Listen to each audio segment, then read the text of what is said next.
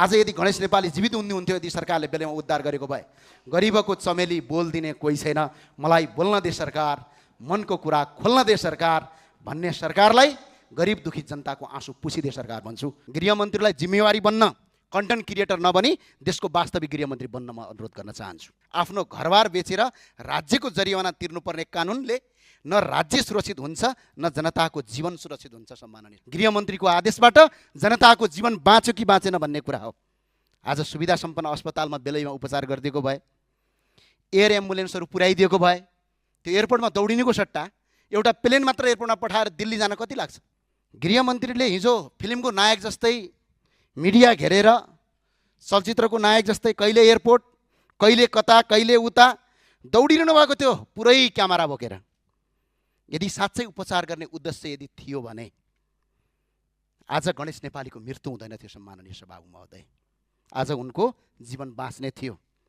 हामीलाई क्यामेरामा गृहमन्त्री कहाँ हिँड्यो, आज गृहमन्त्रीले युट्युबहरू कति चलायो, आज युट्युबमा कन्टेन्ट कति क्रिएटर गर्यो, त्यो महत्त्वपूर्ण कुरा हो। इलामका प्रेम प्रसाद आचार्यले आत्मदाह गर्नुभएको थियो भने आज ठ्याक्कै 1-2 वर्ष 2-3 वर्ष नपुग्दै आज मुहुका गणेश नेपालीले मट्टीतेल छर्किएर आज आत्मदाह गर्नु पर्यो। उनीहरूको पीडा एउटै थियो कि यो देशमा गरेर खान पाऊँ, बसेर गर्न पाऊँ, गरी खान पाऊँ भन्ने हो। सम्माननीय पठाओ र ट्याक्सी जस्ता सेयर राइडिङहरू चलाएर दैनिक जीविकोपार्जन गर्नेहरूको पार्किङ कहाँ छ?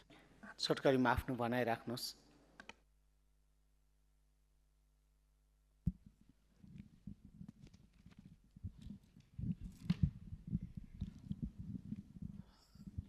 सम्माननीय सभामुख महोदय, हाम्रो सीमाको विषयमा हाम्रो यथावत नै छ, तर अलिकति फरक विषयवस्तु आज। सम्माननीय सभामुख महोदय, म यो संसदलाई सोध्न चाहन्छु र सभामुखज्यूलाई पनि अपिल गर्न चाहन्छु।